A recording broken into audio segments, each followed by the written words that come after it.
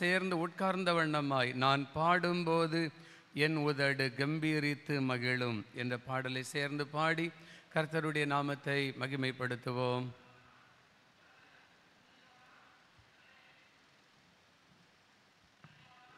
Praise the Lord, praise the Lord.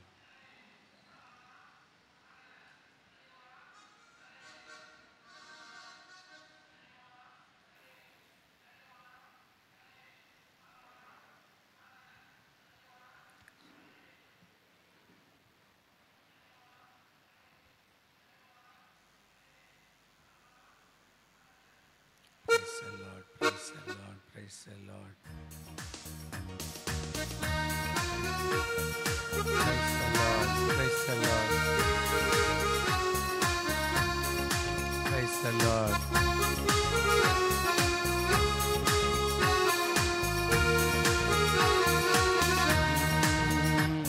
நான் பாடும்போது என் உதடு கம்பீரித்து மகிழும், நிர்மீட்டு கொண்ட என் ஆன்மா அக்களித்து அகமகிழும்.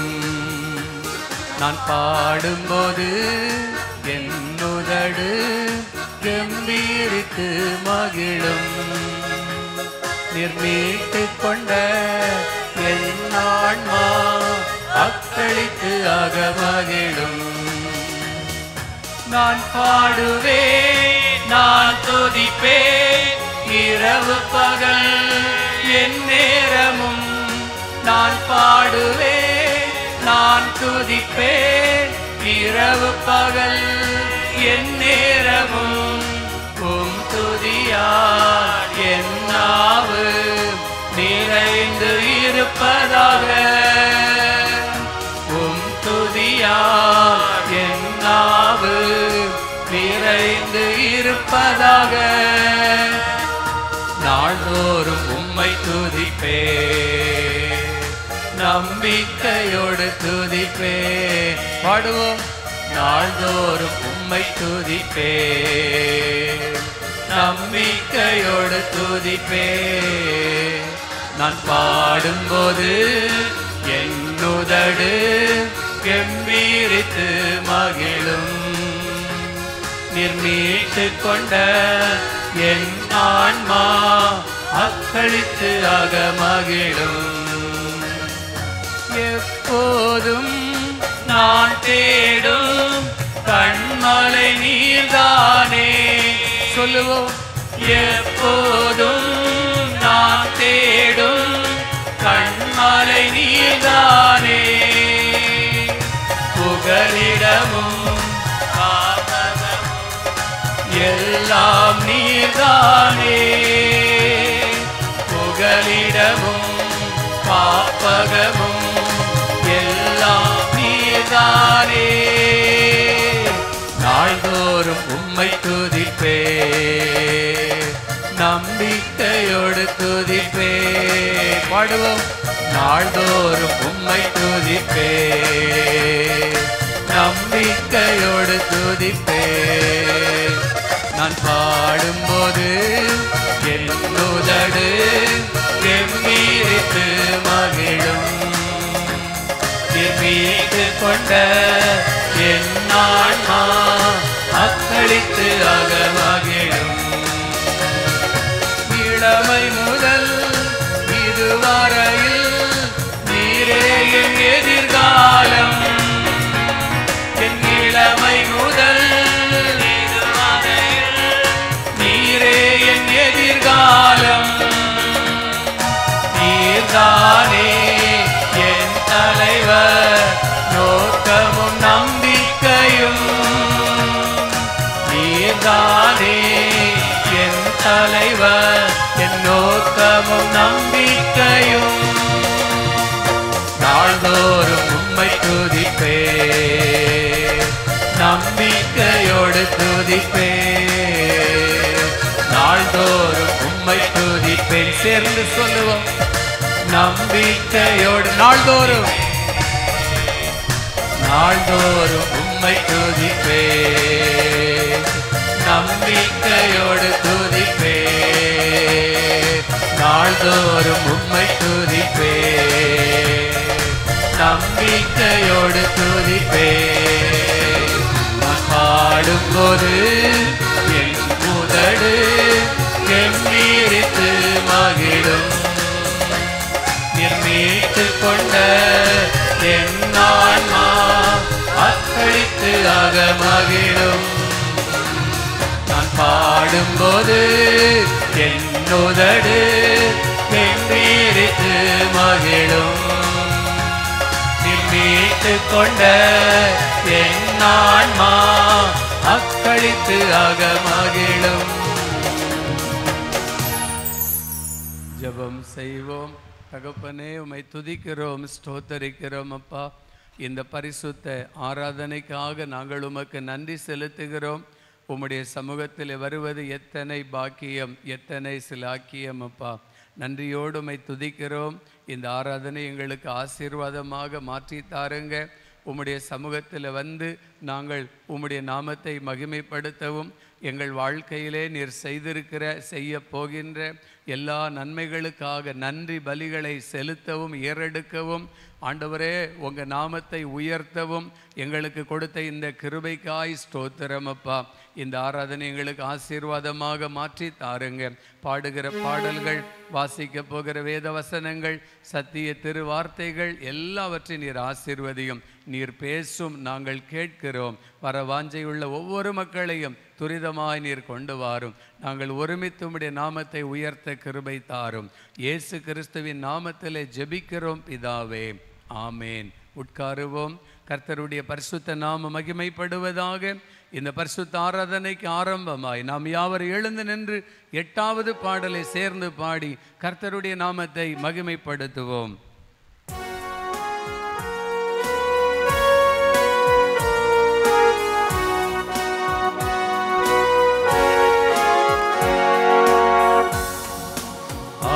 கர்த்தாவே தாழ்மையாக திருபாத தண்டையே தண்டலீர ஆவலாக வந்தே நல்ல இயேசுவே. உம்மை தேடி தரிசிக்கவே வந்தே. என் பிரார்த்தனையை கேளும் அத்தியந்த பணிவாய் என்றும் என்னை ஏற்றுக்கொள்ளும் உம்முடைய பிள்ளையாய் உம்மை தேடி தரிசிக்கவே வந்தே. நின்ற வண்ணமாக 98ஆம் சங்கீதத்தை நாம் யாவரும் முறையாக வாசிப்போம். நின்ற வண்ணமாக முறையாக வாசிக்கும்படியாக தெரிந்து கொள்ளப்பட்ட சங்கீதம் 98ஆம் சங்கீதம். கர்த்தருக்கு புதுப்பாட்டை பாடுங்கள், அவர் அதிசயங்களை செய்திருக்கிறார். அவருடைய வலது கரமும் அவருடைய பரிசுத்த புயமும் ரட்சிப்பை உண்டாக்கினது.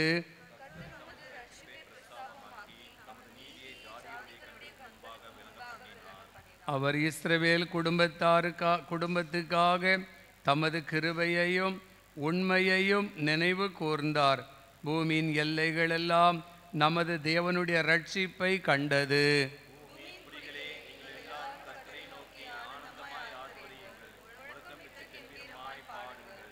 சுரமண்டலத்தால் கர்த்தரை கீர்த்தனம் பண்ணுங்கள், சுரமண்டலத்தாலும் கீத சத்தத்தாலும் அவரை கீர்த்தனம் பண்ணுங்கள்.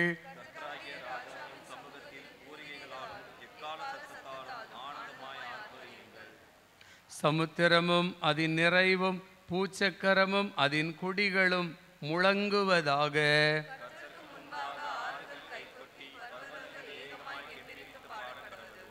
சேர்ந்து வாசிப்போம். அவர் பூமியை நியாயம் தீர்க்க வருகிறார்.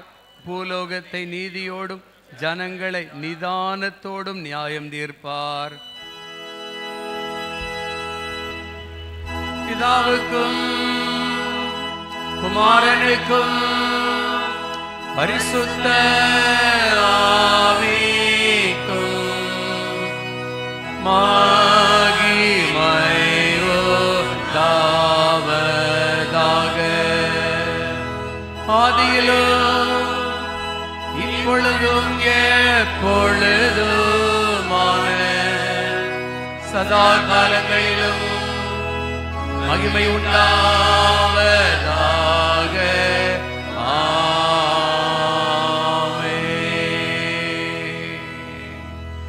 நாம் நின்ற வண்ணமாக நம்முடைய விசுவாசத்தை நாம் அறிக்கை செய்வோம். வானத்தையும் பூமியும் படைத்த சர்வ வல்லமையுள்ள பிதாவாகிய தேவனை விசுவாசிக்கிறேன்.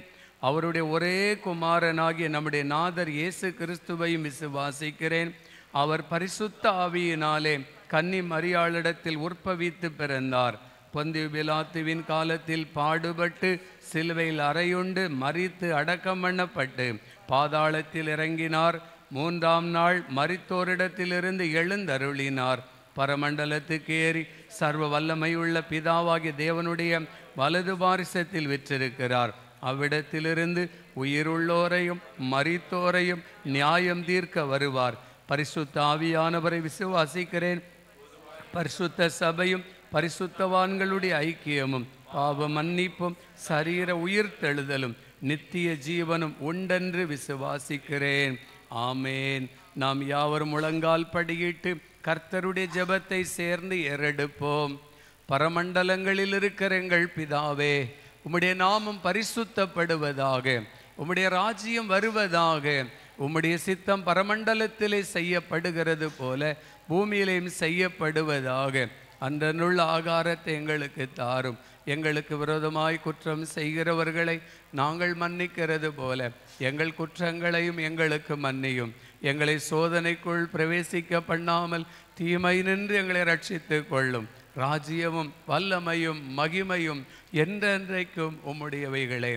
ஆமேன், ஆமேன். உட்காருவோம். அல்லேலூயா. கர்த்தருடைய பரிசுத்த நாம மகிமைப்படுவதாக. நாம் உட்கார்ந்த வண்ணமாக 311வது பாடலை சேர்ந்து பாடி கர்த்தருடைய நாமத்தை மகிமைப்படுத்துவோம். தேசமே பயப்படாதே, மகிழ்ந்து களிகூரும், சேனையின் கர்த்தர் உன் நடுவில் பெரிய காரியம் செய்திடுவார். 311வது பாடல்.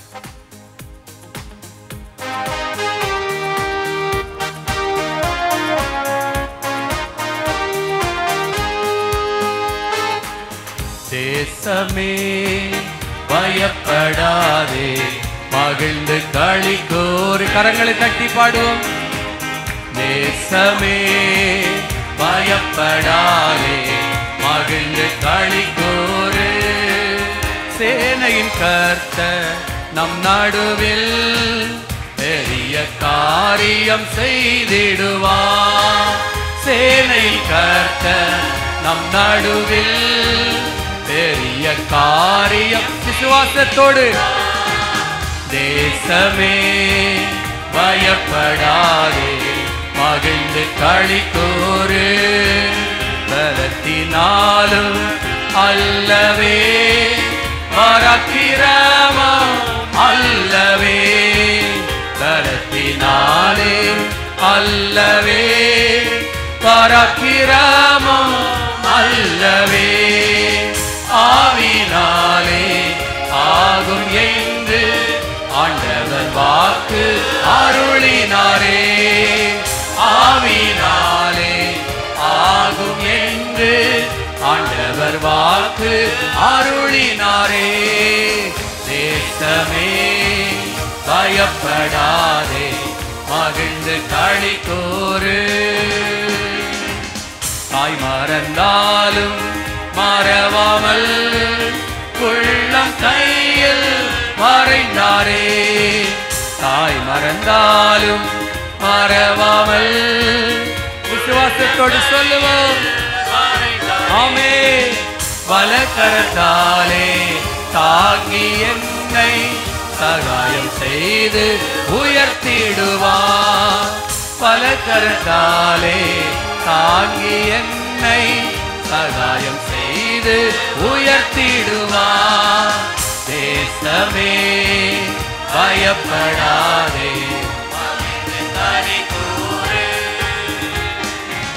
கசந்த மாறா மதுரமாகும் கொடிய யோர்தான் அகன்றிடும்.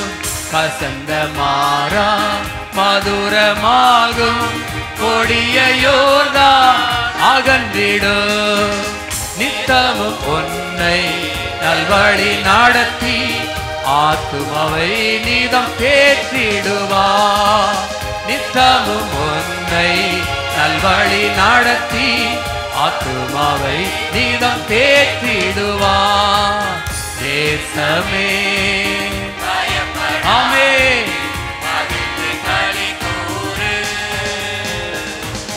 கிறிஸ்து இயேசு சிந்தையில் நிலைத்து என்றும் ஜீவிப்பார். கிறிஸ்து இயேசு சிந்தையில் நிலைத்து என்றும் ஜீவிப்பார். ஆவியின் பலத்தால் அனுதினம் நிறைந்தே உத்தம சாட்சியாய் விளங்கிடுவார். ஆவியின் பலத்தால் அனுதினம் நிறைந்தே உத்தம சாட்சியாய் விளங்கிடுவாய். தேசமே பயப்படாதே, மகிழ்ந்து களிக்கோரு. தேசமே பயப்படாதே, களிக்கோரு. சேனை கர்த்தர் நம் நடுவில் பெரிய காரியம் செய்திடுவார். சேனை கர்த்தர் நம் நடுவில் பெரிய காரியம் செய்திடுவார். தேசமே பயப்படாதே, மகிழ்ந்து களிக்கோரு. அல்லேலூயா. கர்த்தருடைய பரிசுத்த நாம மகிமைப்படுவதாக. வாசிக்கும்படியாக தெரிந்து கொண்ட முதலாம் திருமறை பாடம் வாசிக்க கேட்போம். 1 ராஜாக்கள் 18ஆம் அதிகாரம் வசனங்கள் 30ஆம் வசனம் தொடங்கி 38ஆம் வசனம் முடிய. 1 ராஜாக்கள் 18ஆம் அதிகாரம் வசனங்கள் 30ஆம் வசனத்திலிருந்து 38ஆம் வசனம் முடிய.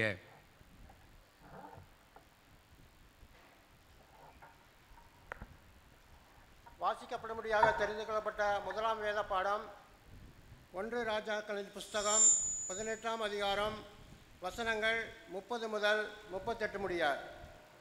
1 ராஜாக்கள் 18ஆம் அதிகாரம் வசனங்கள் 30 முதல். அப்பொழுது எலியா சகல ஜனங்களையும் நோக்கி, என் கிட்டே வாருங்கள் என்றான்.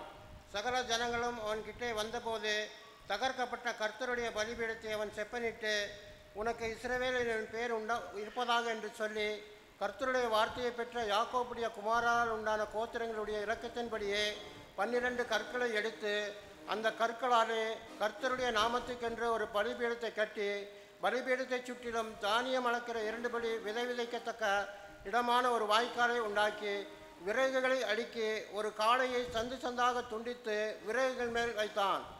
பிற்பாடு அவன், நீங்கள் 4 குடம் தண்ணீர் கொண்டு வந்து சர்வாங்கர தகன பலியின் மேலும் விறகுகள் மேலும் ஊற்றுங்கள் என்றான்.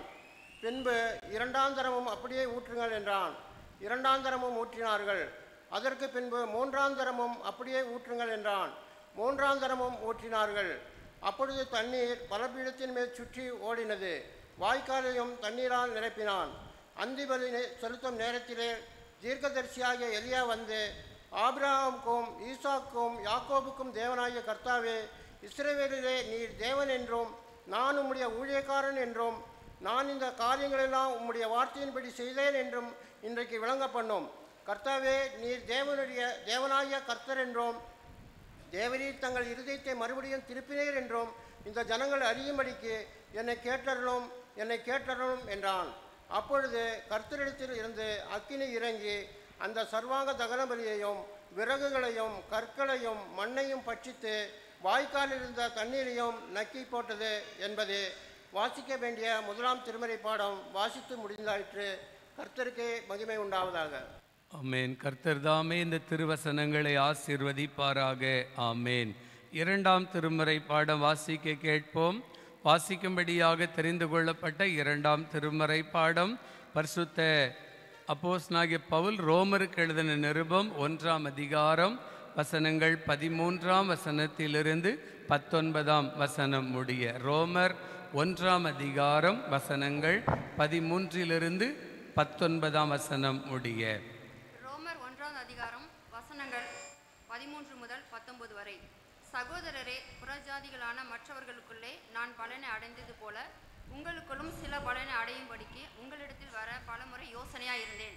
ஆயினும் இதுவரைக்கும் எனக்கு தடை உண்டாயிற்றென்று நீங்கள் அறியாதிருக்க எனக்கு மனதில்லை. கிரேக்கருக்கும் மற்ற அந்நியர்களுக்கும் ஞானிகளுக்கும் மூடருக்கும் நான் கடனாளியாய் இருக்கிறேன். ஆகையால் ரோமாபுரியில் இருக்கிற உங்களுக்கும் என்னால் இயன்ற மட்டும் சுவிசேஷத்தை பிரசங்கிக்க விரும்புகிறேன். கிறிஸ்துவின் சுவிசேஷத்தை குறித்து நான் வெட்கப்படேன். முன்பு யூதரிலும் பின்பு கிரேக்கரிலும் விசுவாசிக்கிறவன் எவனோ அவனுக்கு ரட்சிப்பு உண்டாவதற்கு அது தேவ பலனாய் இருக்கிறது. விசுவாசத்தினாலே நீதிமான் பிழைப்பான் என்று எழுதியிருக்கிறபடி விசுவாசத்தினால் உண்டாகும் தேவ நீதி விசுவாசத்திற்கென்று அந்த சுவிசேஷத்தினால் வெளிப்படுத்தப்படுகிறது. சத்தியத்தை அநியாயத்தினாலே அடக்கி வைக்கிற மனுஷருடைய எல்லாவித அவபக்திக்கும் அநியாயத்துக்கும் விரோதமாய் தேவ கோபம் வானத்திலிருந்து வெளிப்படுத்தப்பட்டிருக்கிறது. தேவனை குறித்து அறியப்படுவது அவர்களுக்குள்ளே வெளிப்படுத்தப்பட்டிருக்கிறது. தேவனே அதை அவர்களுக்கு வெளிப்படுத்தியிருக்கிறார். ஆமேன் என்பதே. ஆமேன். கர்த்தர் தாமே இந்த திருவசனங்களை ஆசீர்வதிப்பாராக. ஆமேன்.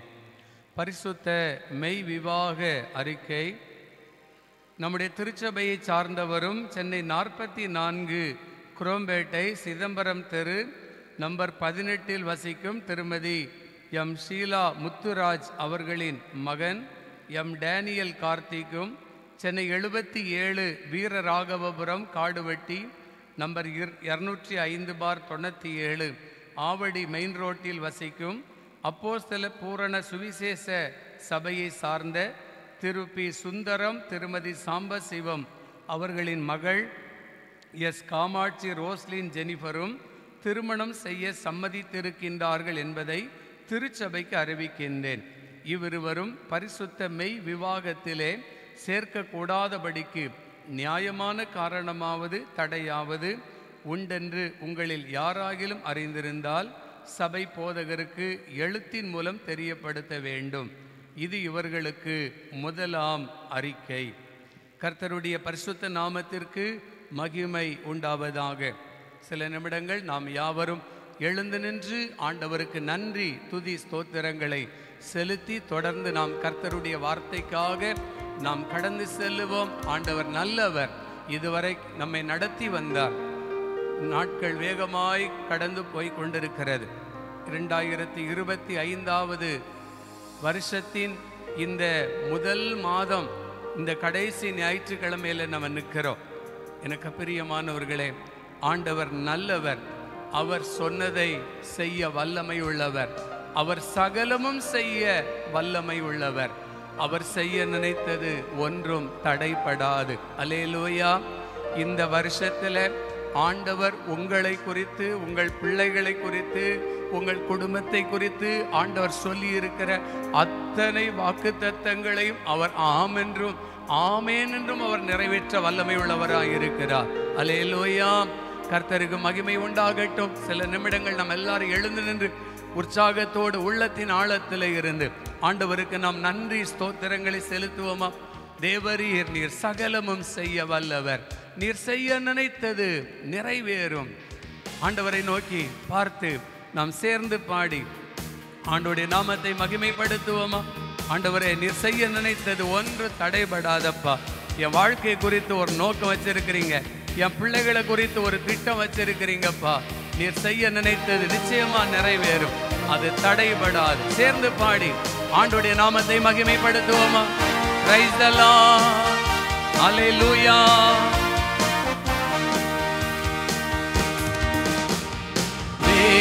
தேவரீர் நீர் சகலமும் செய்ய வல்லவர். தேவனே உமக்கொப்பான தேவன் யார்? தேவரீர் நீர் சகலமும் செய்ய வல்லவர். தேவனே உமக்கொப்பான தேவன் யார்? நீர் செய்ய நினைத்தது நிறைவேறும், நீர் செய்வதை தடுப்பவன் யார்? நீர் செய்ய நினைத்தது நிறைவேறும், நீர் செய்வதை தடுப்பவன் யார்? தேவனே சகலமும் செய்ய வல்லவர். தேவனே உமக்கொப்பான தேவன் யார்? தரிசனம் தந்தவர் நீரல்லவோ, தவறாக நீரை முடித்தீரே. சவால்கள் என்றும் ஜெயித்திடுவே, சர்வ வல்லவர் நீதானே. தரிசனம் தந்தவர் நீரல்லவோ, தவறாக நீரை முடித்தீரே. சவால்கள் என்றும் ஜெயித்திடுவே, சர்வ வல்லவர் நீதானே. தேவனே நீர் சகலமும் செய்ய வல்லவர். தேவனே உமக்கொப்பான தேவன் யார்?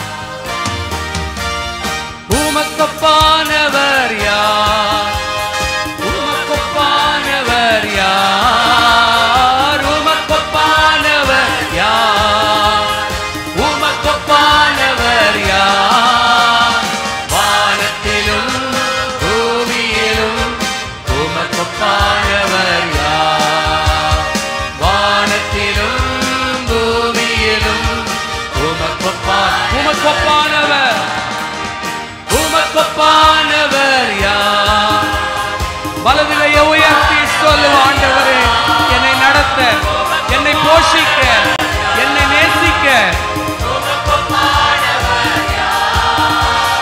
வானத்திலும் பூமியிலும் உமக்கொப்பானவர் யார்? வானத்திலும் பூமியிலும் உமக்கொப்பானவர் யார்? கர்த்தாவே தேவர்களில் உமக்கொப்பானவர் யார்? வானத்திலும் பூமியிலும் உமக்கொப்பானவர் யார்? கர்த்தாவே கர்த்தாவே தேவர்களில் உமக்கொப்பானவர் யார்? வானத்திலும் பூமியிலும் உமக்கொப்பானவர் யார்? உமக்கொப்பானவர் யார்?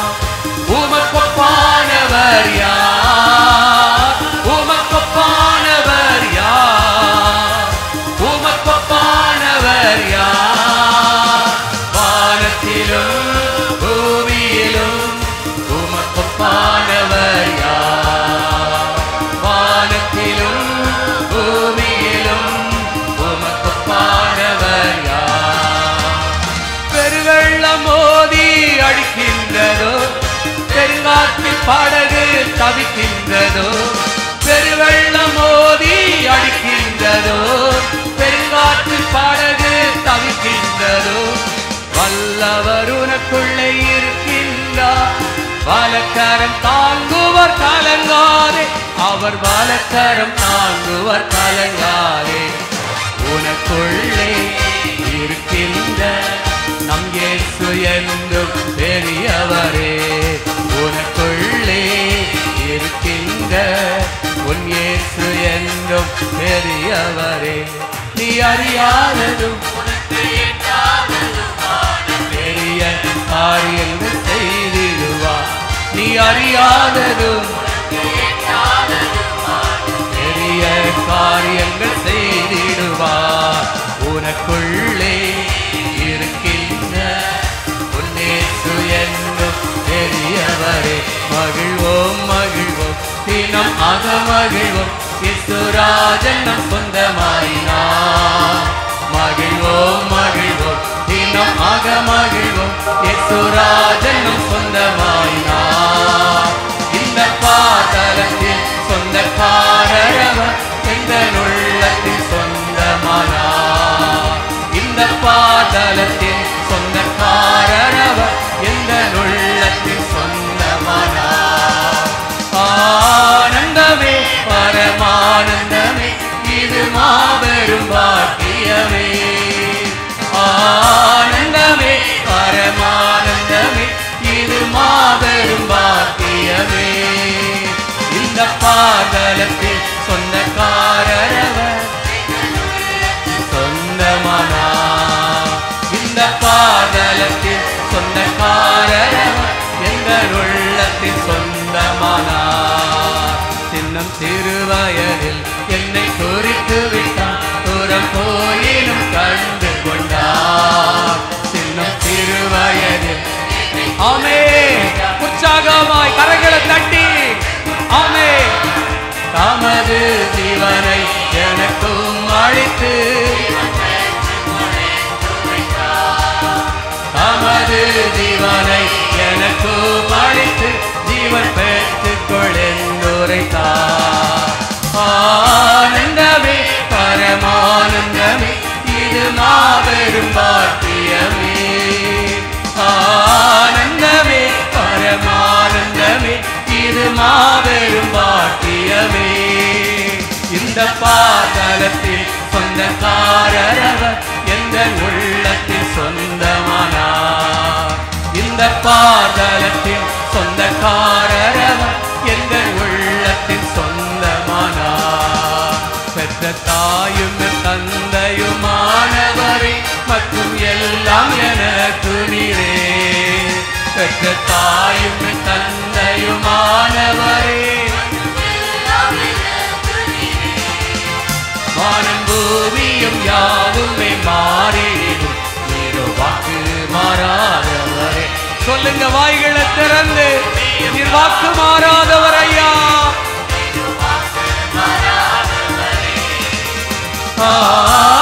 ஆனந்தமானந்தமே அல்லும் பகலிலும் பாடிடுவே. ஆனந்தமானந்தமே அல்லும் பகலிலும் பாடிடுவே. இயேசுவே எங்கள் ஆருயிரே, இயேசுவே எங்கள் ஆருயிரே, இயேசுவே எங்கள் ஆருயிரே, இயேசுவே எங்கள் ஆருயிரே. கரங்களை தட்டி ஆண்டவரை ஸ்தோத்தரிப்போம். கரங்களை தட்டி ஆண்டவருடைய நாமத்தை மகிமைப்படுத்துவோம். நன்றி நன்றி நன்றி நன்றி அப்பா, நன்றி ஆண்டவரே. அவர்தான் நம்மளை உயர் அடைக்கலத்தில் வைக்கிறவர். பொன் வெள்ளியும் பெரும் பேர் புகழும் பணாஸ்தியும் வீணல்லவோ. பரலோகத்தின் செல்வமே என் அரும் இயேசுவே போதும் எனக்கு நீரே. ஒவ்வொரு நாளும் நீர் போதும், உங்க கிருபை போதும். இம்மட்டு காத்தீங்களே, உங்க கிருபை போதும் ஐயா. உங்க கிருபை வேணுமே. தம் கிருபை பெரிதல்லோ எம் ஜீவனிலும் அதே. இம்மட்டும் காத்ததுவே இன்னும் தேவை கிருபை தாருமே. இன்னும் தேவை கிருபை தாருமே. தம் கிருபை பெரிதல்லோ எம் ஜீவனிலும் அதே. இம்மட்டும் காத்ததுவே இன்னும் தேவை கிருபை தாருமே. இன்னும் தேவை கிருபை தாருமே. கல்வாரியின் அன்பினையே கண்டு விரைந்து ஓடி வந்தே. வலது கையை உயர்த்தி சொல்லுவோம், ஆண்டவரே உங்க அன்பை கண்டு ஓடி வந்திருக்கிறேப்பா. ஓடி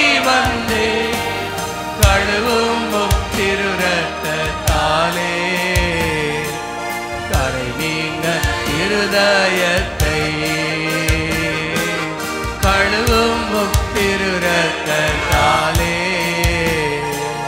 கரை நீங்க இருதயத்தை நீரன்றி என்னாலே பாரில் ஏதும் நான் செய்திட இயலே சேர்ப்பீரே வழுவாது என்னை காத்துமக்காய் நிறுத்தி சேர்ப்பீரே வழுவாது என்னை காத்துமக்காய் நிறுத்தி கைகளை உயர்த்தி கல்வாரியில் அன்பினையே கோரி வந்தே கல்வாரியில்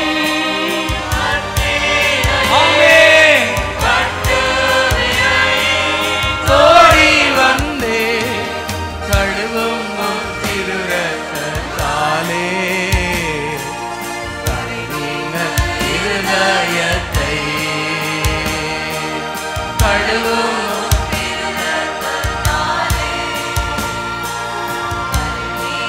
பலிபீடத்தில் என்னை வரனே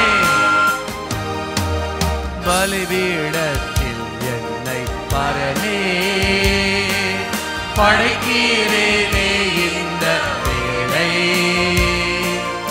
அடியேனை திரு சித்தம் போல ஆண்டு நடத்திடுவே அடியேனை ஆண்டு நடத்திடுவே மௌனமாயிருக்காதே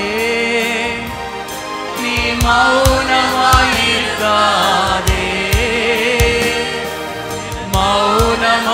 மௌனமாயிருக்காதே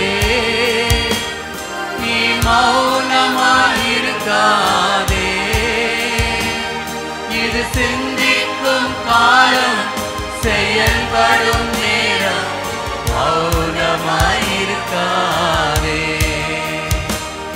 இது சிந்திக்கும் காலம் செயல்படும் நேரம் மௌனமாயிருக்காதே உங்க சமூகத்துல எங்களை தாழ்த்தி அர்ப்பணிக்கிறோம் ஒப்பு கொடுக்கிற ஐயா ஆண்டவரே நீர் நடத்தும் எங்களை ஆண்டு கொள்ளும் பாவங்கள் எங்களை ஆண்டு கொள்ள ஒட்டாதிரும் இந்த உலகத்தின் கவர்ச்சிகள் எங்களை ஆண்டு கொள்ள ஒட்டாதிரும் உலகத்தின் அருவருப்புகள் எங்களை ஆண்டு கொள்ள ஒட்டாதிரும் நீர் ஒருவரே எங்களை ஆளுகை செய்வீராக நீர் ஒருவரே எங்களை ஆளுகை செய்யும் அப்பா உங்க கரத்தில் ஒப்பு கொடுக்கிறோம் நீங்க ஆளுகை செய்யுங்க நீங்க நடத்துங்க எங்களை உருவாக்குங்க உங்க சித்தம் போல எங்களை நடத்தி செல்லுங்க பெரிய காரியங்களை செய்யுங்க இயேசு கிறிஸ்துவின் நாமத்தில் ஜெபிக்கிறோம் பிதாவே ஆமென் உட்காருவோம் அல்லேலூயா அல்லேலூயா கர்த்தருடைய பரிசுத்த நாமத்திற்கு மகிமை உண்டாவதாக கர்த்தர் நல்லவர் இம்மட்டும் ஆண்டவர் நம்மை அற்புதமாக ஆச்சரியமாக நம்மளை நடத்தி வந்திருக்கிறார் அவருடைய கிருபை பெரிது அல்லவா கர்த்தர் நம்மேல் பாராட்டின கிருபை பெரிது அல்லேலூயா இன்றைக்கு தேசமே 76வது குடியரசு தினத்தை கொண்டாடி கொண்டிருக்கிறது நாமும் இன்றைக்கு நம்முடைய பள்ளியிலே பிள்ளைகளோடு ஆசிரிய பெருமக்களோடு இன்றைக்கு குடியரசு தின நிகழ்வை கொண்டாடி ஆண்டுடைய நாமத்தை மகிமைப்படுத்தினோம் வேதம் சொல்கிறது 136ஆம் சங்கீதம் 21 நம்முடைய தேசத்தை சுதந்திரமாக தந்தவரை துதியுங்கள் அவர் கிருபை என்றும் உள்ளது தேசத்தை நமக்கு சுதந்திரமாய் கொடுத்திருக்கிற நம் ஆண்டவர் அல்லேலூயா கர்த்தருக்கு மகிமை உண்டாகட்டும் அப்படியே நம்ம வலது கையை உயர்த்தி ஒரு நிமிஷம் நம்ம தேசத்துக்காக எழுந்து நின்று ஜெபிக்க போகிறோம் ஒரு நிமிஷம் நம்ம எல்லாரும் இன்றைக்கு குடியரசு தின நாள் 76வது குடியரசு தினத்தை தேசம் கொண்டாடி கொண்டிருக்கிறது சில குறிப்புகளை மாத்திரம் உங்களோடு வேகமாக பகிர்ந்து கொள்கிறேன். ஒரு 2-3 நிமிஷம்தான் நம்ம ஜெபிக்க போகிறோம். நேரம் கடந்துக்கிட்டு இருக்கிறதுனால வேகமாக நம்ம கடந்து போக போகிறோம். 76வது குடியரசு தினத்துக்காக நம்ம ஜெபம் பண்ணணும். ஆண்டவரே, எங்கள் இந்திய தேசத்தை ஆசீர்வதிக்க வேண்டும் என்று நாங்கள் மன்றாடுகிறோம். சொல்லுவோம், எங்கள் இந்திய தேசத்தை ஆசீர்வதிங்க, எங்கள் இந்திய தேசத்தில் இருக்கிற ஜனாதிபதி ஆசீர்வதிங்க, பிரதமர் ஆசீர்வதிங்க, முதலமைச்சர்கள் ஆசீர்வதிங்க, மத்திய மற்றும் மாநில அமைச்சர்கள் ஆசீர்வதிங்க, நீதித்துறையை, இராணுவத்துறையை, அனைத்து அதிகாரிகளை ஆண்டவரை ஆசீர்வதிங்க. அவர்கள் மீது உம்முடைய ஆவியை ஊற்றுங்கப்பா. இந்தியாவிற்கு வந்த சீடர் தோமா மூலமாக நற்செய்தியை எங்களுடைய தேசத்திற்கு நீர் அனுப்பி தந்தீரே, ஸ்தோத்திரம். இந்தியாவுக்கு வந்த எல்லா மிஷனரிகளுக்காக ஸ்தோத்திரம். எங்கள் தேசத்தை கிருபையாய் ரட்சித்தருளும் அப்பா. நாங்கள் உம்முடைய கட்டளைகளை கை கொண்டு ஒருவருக்கு ஒருவர் அன்பாக, ஒருவருக்கு ஒருவர் ஆண்டவரே உம்முடைய நாமத்தை மகிமைப்படுத்தவும், நாங்கள் உமக்கு சாட்சியாய் நிற்கவும் கிருபை தாரும். எங்கள் தேசத்தில் கொடுத்திருக்கிற 28 மாநிலங்களுக்காக, 8 யூனியன் பிரதேசங்களுக்காக, 788 மாவட்டங்களுக்காக, 1652 மொழிகள் பேசுகிற மக்களுக்காக, சுமார் 144 கோடி மக்கள் தொகை உள்ள எங்கள் இந்திய தேசத்திற்காக ஆண்டவரே நாங்கள் பாரப்பட்டு மன்றாடுகிறோம். நீர் ஆசீர்வதியும் அப்பா. எங்கள் இந்திய தேசத்தின் இன்றைய நாளின் மொத்த கடன் 171.78 லட்சம் கோடி கடன் எங்கள் இந்திய தேசத்தில் இருக்குதப்பா. இப்படிப்பட்ட நிலைமைகள் மாறும்படியாக நாங்கள் ஜெபிக்கிறோம். தேசத்திலே வருஷந்தோறும் வேலை வாய்ப்பில்லாமல் வேலை இழக்கிற மக்களுக்காய் ஜெபிக்கிறோம். எங்கள் தேசத்தில் இருக்கிற 1.4 கோடி கொத்தடிமை மக்களுக்காக, இன்றைக்கு அடிமைகளாய் வாழ்ந்து கொண்டிருக்கிற மக்கள் கூட்டங்களுக்காய் ஜெபிக்கிறோம். 2,50,000 தேவதாசிகள் என்று சொல்கிற அந்த பாரம்பரியங்கள் மாறும்படியாக நாங்கள் மன்றாடுகிறோம். 30 லட்சம் எங்கள் இந்திய தேசத்தில் 30 லட்சம் பெண் விபச்சாரத்தை தொழிலாய் செய்கிற 30 லட்சம் பெண்கள், 20 லட்சம் ஆண்கள் இருக்கிறார்கள் என்று கணக்கெடுப்பு சொல்கிறது. ஆண்டவரே ரட்சியும் ஆண்டவரே. இந்த குடியரசு தின நாளிலே நாங்கள் மன்றாடுகிறோம். மூடச்சத்து ஆண்டவரே, மூட நம்பிக்கைகள் ஒழிக்கப்படும்படியாக நாங்கள் ஜெபிக்கிறோம். ஊட்டச்சத்து குறைபாட்டினாலே வருஷத்திற்கு 14 லட்சம், சுமார் 14 லட்சம் சிறு பிள்ளைகள் சுகவீனமாகிறார்கள். அங்கங்கள், சரீரங்கள் பாதிக்கப்படுகிறது. இதற்காக நாங்கள் மன்றாடுகிறோம். எங்கள் தேசத்தில் இருக்கிற தண்ணீர் பற்றாக்குறைகள் மாறும்படியாக நாங்கள் மன்றாடுகிறோம். ஜாதியை வைத்து, மதத்தை வைத்து, இனத்தை வைத்து அரசியல் பண்ணுகிற மனிதர்கள் மனம் திரும்பும்படியாக மன்றாடுகிறோம். ஆண்டவரே, ஒரே குடும்பமாய் நாங்கள் வாழ்ந்து உங்க நாமத்தை மகிமைப்படுத்தும்படியாய் மன்றாடுகிறோம். இந்திய தேசத்திலே இருக்கக்கூடிய எல்லா மக்களுடைய ரட்சிப்புக்காக நாங்கள் ஜெபிக்கிறோம். இன்னும் வலது கைக்கும் இடது கைக்கும் வித்தியாசம் அறியாமல் வாழ்க்கை நடத்தி கொண்டிருக்கிற ஒவ்வொரு மக்களும் ரட்சிக்கப்படும்படியாய் ஜெபிக்கிறோம். நீர் அப்படியே செய்கிறதற்காக ஆண்டவரே, ரட்சிக்க போகிறதற்காக உமக்கு ஸ்தோத்திரம். இயேசு கிறிஸ்துவின் நாமத்தில் பிதாவே, ஆமேன், ஆமேன். உட்காருவோம். அல்லேலூயா, அல்லேலூயா. கர்த்தருடைய பரிசுத்த நாமத்திற்கு மகிமை உண்டாவதாக. ஆண்டவராகிய இயேசு கிறிஸ்துவின் இனிதான நாமத்தினாலே உங்கள் யாவரையும் அன்போடு கூட வாழ்த்தி வரவேற்கிறேன். கர்த்தர் நல்லவர், இம்மட்டும் நம்மை அற்புதமாய் நடத்தி வந்திருக்கிறார். இந்த காலம் ஒரு எழுப்புதலின் காலம். அல்லேலூயா, அல்லேலூயா. ஆமாம், நம்ம எல்லாம் பாக்கியம் பெற்ற சந்ததி. ஏன் தெரியுமா?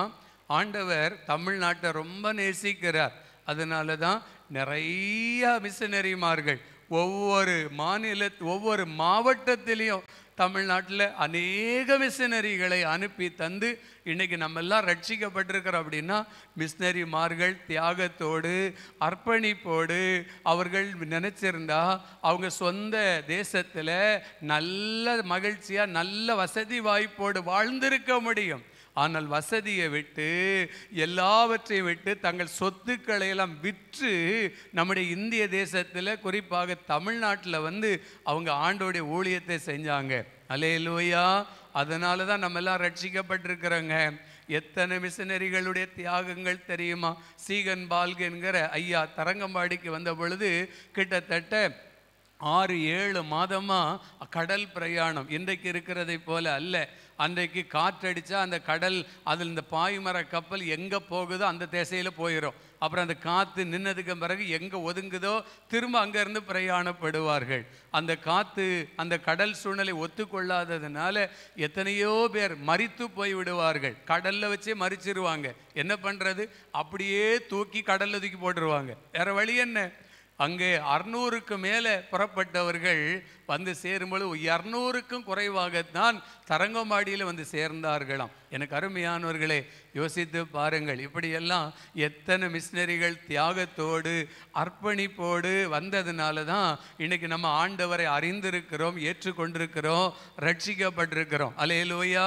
இன்றைக்கு மிஷினரி ஞாயிறு, IMM மிஷினரி ஞாயிறாக நாம் இந்த ஞாயிற்றுக்கிழமையை நாம் அனுசரித்து கொண்டிருக்கிறோம். எனக்கு அருமையானவர்களே, 1975 வருஷத்தில் நம்முடைய தந்தை பேராயரை அவர்களுடைய மனசில் ஆண்டவர் ஒரு பாரத்தை கொடுத்தார். நம்ம சபைகளை மட்டும் உருவாக்கி கட்டிக்கிட்டு இருக்கிறோம், தமிழ்நாட்டில் மட்டும் நம்ம கான்சென்ட்ரேட் பண்ணிக்கிட்டு இருக்கிறோம், இந்தியா முழுவதும் நமக்கு ஒரு பாரம் வேண்டுமே என்கிற ஒரு தாகம் வந்துதான் IMM இந்தியன் மிஷனரி மூவ்மெண்ட் என்கிற அந்த மிஷனரி ஸ்தாபனத்தை நம்முடைய ஐயா அவர்கள் உருவாக்கினார்கள்.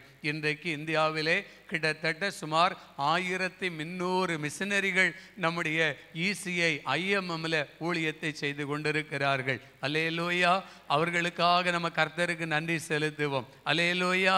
கர்த்தருக்கு மகிமை உண்டாவதாக. எத்தனை பாடுகள் தெரியுமா? உத்தரப்பிரதேசத்தில் அங்கே சுவிசேஷத்தை அறிவிக்க முடியலை. கடந்த நாளில் சுவிசேஷத்தை அறிவித்தது நிமித்தமாக FMBBயை சார்ந்த ஒரு குடும்பத்தை பிடிச்சி 6 மாதம் அவர்களுக்கு சிறையும் 25,000 ரூபாய் ஃபைனுன்னு சொல்லி அவர்களை அங்கே அடைச்சி வச்சிருக்கிறாங்க. இப்படியெல்லாம் நம்ம இந்தியாவில் தான் இருக்கிறது. எனக்கு அருமையானவர்களே, இப்படிப்பட்ட சூழ்நிலைகள் எல்லாம் இந்திய தேசத்தில் இருக்கிறது. ஆனால் அதன் மத்தியிலும் அவர்கள் குடும்பத்தை விட்டு பிள்ளைகளை அவர்கள் திருநெல்வேலி இருக்கிற வித்யாலயாவில் அவங்க சேர்த்து டோனாவூரில் சேர்த்து விட்டு அவர்கள் மட்டும் அங்கே ஊழியத்தை செய்து கொண்டிருக்கிறார்கள். எவ்வளோ ஒரு பெரிய பாரம். எனக்கு அருமையானவர்களே, அவர்களையெல்லாம் நம்ம நினைக்கக்கூடிய நாள் இந்த நாள். அல்லேலூயா. கர்த்தருக்கு மகிமை உண்டாவதாக. இந்த நாளிலும் ஆண்டவர் என் மனசில் போட்ட சில காரியங்களை பாரத்தோடு உங்களோடு கூட பகிர்ந்து கொள்ள வாஞ்சிக்கிறேன். அல்லேலூயா. எழுப்புதலின் காலத்தில் இருக்கிறோம். இந்த இடத்துல ஒரு சாதாரணமாய் ஆரம்பிக்கப்பட்ட ஒரு ஊழியம், அற்பமாய் ஆரம்பிக்கப்பட்ட ஒரு ஊழியம் இந்த இடத்துல கொட்டகை போட்டு ஆரம்பித்த பொழுது நான் சாது சிங் ஐயா அவர்களுடைய மகனோடு பேசி கொண்டிருக்கும் பொழுது அவங்க சொன்னாங்க, கொட்டகை போட்டு ஆரம்பித்த பொழுது இந்த இடத்துல ஆலயம் நடக்கக்கூடாது என்று சொல்லி அநேகர் அந்த மாட்டை கொண்டு கட்டிடுவாங்களாம். மாடுங்க சாணம் எல்லாம் போட்டு அசிங்கப்படுத்தி போட்டிருக்குமா. சனிக்கிழமை நைட்டு அதை சுத்தப்படுத்திட்டு போனால் ஞாயிற்றுக்கிழமை காலையில் வந்து பார்க்கும்போது மாடை கட்டி சாணம் போட்டு வச்சுருக்கோம். ரொம்ப வேதனையாக இருக்குமா, ரொம்ப துக்கமாக இருக்கும். அப்போ அவங்க ஜபிச்சிருக்கிறாங்க, ஆண்டவரே இப்படியெல்லாம் பண்ணுறாங்களேன்னு சொல்லி. ஒரு நாளில் அந்த மாடெல்லாம் செத்து போச்சான். அப்புறம் தான் பயம் உண்டாகி இந்த இடத்துல இது கர்த்தருடைய ஆலயமே அல்லாமல் தேவனுடைய வீடை அல்லாமல் வேற ஒன்றும் இல்லை, எதுவும் செய்யக்கூடாதுன்னு சொல்லி ஆலயத்துக்குன்னு விட்டு கொடுத்தார்களாம். அல்லேலூயா. நம்முடைய சபைக்கு அப்படிப்பட்ட வரலாறுகள் இருக்கிறது. அல்லேலூயா. கர்த்தருக்கு மகிமை உண்டாகட்டும். எனக்கு அருமையானவர்களே, அப்படி தியாகத்தோடு இந்த தெருவெல்லாம் காலையில் டான் பிரீச்சிங் 5 மணிக்கு 4 மணிக்கு எழுந்து இன்னைக்கு நம்ம 8 மணிக்கு ஆராதனைக்கு வர்றதுக்கே கஷ்டப்பட்டுக்கிட்டு இருக்கிறோம். ஆண்கள் பக்கம் எல்லாம் நிறைய கஷ்டப்படுறாங்க போல இருக்கு. கர்த்தருக்கு ஸ்தோத்திரம் உண்டாகட்டும். எனக்கு அருமையானவர்களே, 5 மணிக்கெல்லாம் டான் பிரீச்சிங் போய் எல்லாருக்கும் தெருவா சுவிசேஷத்தை அறிவிச்சு இயேசு நல்லவர், இயேசு ரட்சிக்கிறார், இயேசு விடுதலை கொடுக்கிறார், இயேசு உங்க பாவத்தை மன்னிக்கிறார் சொல்லி தான் நிறைய குடும்பங்கள் ரட்சிக்கப்பட்டாங்க. அல்லேலூயா. அப்படி உருவாக்கப்பட்ட சபை தான் அந்த சபை, இந்த ராதாநகர் ECI திருச்சபை. அல்லேலூயா. ஏதோ அங்கேருந்து ஒரு 10 குடும்பம், இந்த சபைக்கு போகிறவங்க ஒரு 10 குடும்பம், அவங்கள கூப்பிட்டு உட்கார வச்சு சபை நடத்துறது அல்ல நம்முடைய பழக்கம். அல்லேலூயா. அல்லேலூயா. கர்த்தருக்கு மகிமை உண்டாவதாக. எனக்கு அருமையானவர்களே, அப்படி வளர்க்கப்பட்ட, அப்படி உருவாக்கப்பட்ட திருச்சபை தான் நம்முடைய ECA ராதாநகர் திருச்சபை. அதை நம்ம ஒரு நாள் மறந்துடக்கூடாது. கர்த்தருக்கு ஸ்தோத்திரம் உண்டாகட்டும். இன்னைக்கு தடுக்கி விழுந்த ஒரு சபை, ஒரு சின்ன கஷ்டம் வந்தால், ஒரு பிரச்சனை வந்தால் கோச்சிக்கிட்டு போய் அங்கே ஒரு 10 பேரை கூட்டிகிட்டு போய் அங்கே ஒரு சபையை உருவாக்கிறது. அது எல்லாம் சபை அல்ல. அல்லேலூயா. சபைக்கு என்று சொன்னால் என்ன இருக்கணும்? அதுதான் ஒரு காரியங்கள் 7 காரியம் இருக்கு. முடிஞ்சால் பகிர்ந்து கொள்வேன், கரெக்டாக முடிச்சிருவேன். அல்லேலூயா. கர்த்தருக்கு மகிமை உண்டாகட்டும். முதல் காரியம், ஒரு சபைக்கு என்ன தேவை? ஒரு சபையில் எழுப்புதல் வரணும்னா என்ன செய்யணும்? ஒரு சபைக்கு தேவையான முதல் காரியம் என்ன? வேதம் சொல்லுகிறது பாருங்கள். நீதிமொழிகள் 29ஆம் அதிகாரம் 18ஆம் வசனத்தை பாருங்கள். நீதிமொழிகள் 28:18 என்ன சொல்லுகிறது? தீர்க்க தரிசனம் இல்லாத இடத்தில் ஜனங்கள் சீர்கெட்டு போவார்கள். முதல் காரியம், தமிழில் தீர்க்க தரிசனம் என்று போடப்பட்டிருக்கிறது. ஆங்கில வெர்ஷனில் where there is no vision the people perish என்று போடப்பட்டிருக்கிறது. NIVயில் போட்டிருக்கிறது where there is no revelation என்று போடப்பட்டிருக்கிறது. எனக்கு அருமையானவர்களே, தரிசனம் இல்லை என்றால் ஜனங்கள் சீர்கெட்டு போயிடுவாங்க. விஷன் வேணும், ரிவலேஷன் வேணும், ஒரு வெளிப்பாடு வேணும். ஏதோ சர்ச்சுக்கு வர்றோம், இந்த சர்ச்சுக்கு வந்தால் கல்யாணம் பண்ணி வைப்பாங்க, இந்த சர்ச்சுக்கு வந்தால் ஒரு நல்லது கெட்டதுன்னா பார்த்துக்குவாங்க, இந்த சர்ச்சுக்கு வந்தால் அடக்கம் பண்ணுவாங்க இறந்துட்டா. அதுக்காக இல்லை. பிரியமான தேவ பிள்ளையே, ஒரு தரிசனம் வேண்டும். அல்லேலூயா, அல்லேலூயா. நம்முடைய தேசத்தில் 5 ஆண்டு திட்டங்கள் அப்படின்னு சொல்லலாம் ஒரு தரிசனத்தை உருவாக்குறாங்க. ஒரு நீண்ட திட்டங்கள் 5 வருஷத்துக்கு ஒரு விஷன் இருக்கிறது, ஒரு வெளிப்பாடு இருக்கிறது. இன்றைக்கு நமக்கென்று தரிசனத்தை, நம்முடைய திருச்சபைக்கென்று தரிசனத்தை ஆண்டவர் கொடுத்திருக்கிறார். நிறைய நேரத்தில் நம்ம என்ன செய்கிறோம்? எல்லாம் அவங்கவுங்க தலைவிதிப்படி தாங்க நடக்கும். எல்லாம் வென்றதை தின்போம், விதி வென்றால் சாவோம். அதுதான் நம்ம தரிசனமா? அதான் நம்முடைய வாழ்க்கையா? நிறைய நேரத்தில் நம்ம அப்படி தான் வாழ்ந்துக்கிட்டு இருக்கிறோம். ஏதோ எப்போ முடியுதோ போய் சேருவோம். என்ன இருக்குது வாழ்க்கையில்? இல்லை பிரியமானவர்களே, ஆண்டவர் நமக்கென்று சில வெளிப்பாடுகளை வச்சிருக்கிறார், நமக்கென்று தரிசனங்களை வைத்திருக்கிறார். நம்முடைய திருச்சபை தரிசனம் பெற்ற திருச்சபை. அல்லேலூயா. ஞாயிற்றுக்கிழமை வர்றோம், சர்ச்சில் உட்கார்றோம், ஆராதனையில் அட்டன் பண்ணுறோம், நல்லா இருக்குது எல்லாமே, ஓகே குட் பை, ஏதோ ஒரு காணிக்கை போடுறோம், முடிச்சிது போய்கிட்டே இருக்கிறோம். அப்படி அல்ல. தரிசனம் வேண்டும் அல்லவா? ஆண்டவரே, என்னால் இந்த சபை ஆசீர்வதிக்கப்படணும், என் பிள்ளைகளால் இந்த சபை ஆசீர்வதிக்கப்படணும், என் குடும்பத்தால் இந்த சபை ஆசீர்வதிக்கப்படணும். இந்த சபைக்காக நான் என்ன பண்ணி இருக்கிறேன்? இந்த சபையில் நான் இத்தனை வருஷம் இருக்கிறேன், 10 வருஷமாக இருக்கிறேன், 20 வருஷமாக இருக்கிறேன், 30 வருஷமாக இருக்கிறேன். எனக்கு அருமையானவர்களே, ஜான் கென்னடி என்கிற அமெரிக்க அதிபர் சொன்னார், நாடு உனக்கு என்ன செஞ்சிச்சுன்னு கேட்டுக்கிட்டு இருக்கிறியே, நீ நாட்டுக்கு என்ன பண்ணி இருக்கிற? கொஞ்சம் யோசிப்பாரு. நீ இந்த சபைக்காக என்ன செய்திருக்கிறாய்? எத்தனை ஆத்துமாக்களை கொண்டு வந்து சேர்த்திருக்கிற? எவ்வளவு நேரம் சபைக்காக கண்ணீர் விட்டு அழுதிருக்கிற? அவங்க இப்படி பண்றாங்க, இவங்க இப்படி பண்றாங்க, நீ அவங்களுக்காக எவ்வளவு நேரம் பாரத்தோடு ஜெபம் பண்ணி இருக்கிற? குறை சொல்லிக்கிட்டே தெரிகிற மக்கள் உண்டு. எனக்கு அருமையான தேவ பிள்ளையே, தரிசனம் பெற்றவர்கள் தான் இந்த வெளிப்பாடுகளை பெற்றுக்கொள்ள முடியும். அல்லேலூயா. யாக்கோபுக்குள்ள அந்த தரிசனம் இருந்தது. யாக்கோபு ஒவ்வொரு தடவை சொல்லுகிற காரியம் என்ன தெரியுமா?